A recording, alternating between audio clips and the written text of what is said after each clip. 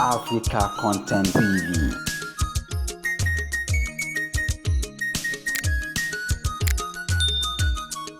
Twin in Chicago.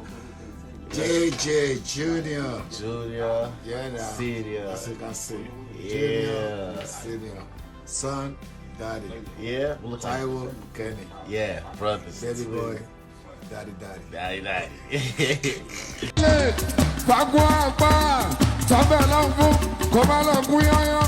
Ó wà lọ jẹ́ kẹ́lẹ́ bá sílẹ̀ bíà. Ọmọ tí mo ti yóyó bá.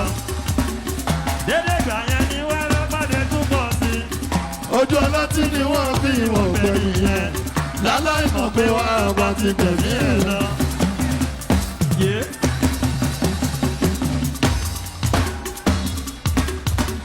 Ìgbà ọ̀sùn láwọ́.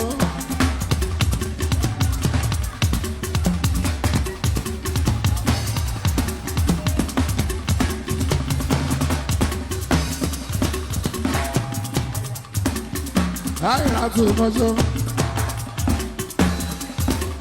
Ọmọjọ́ àìrà tó mọ́. Àìrà tó mọ́jọ́. Uplands bẹ̀rẹ̀ ọ̀jẹ̀ lọ́dọ́. Ilẹ̀ Uplands náà ẹ̀ mọ́jọ́. Èèyàn bí ọlá ní ìwọ̀n gbé mọ́jọ́.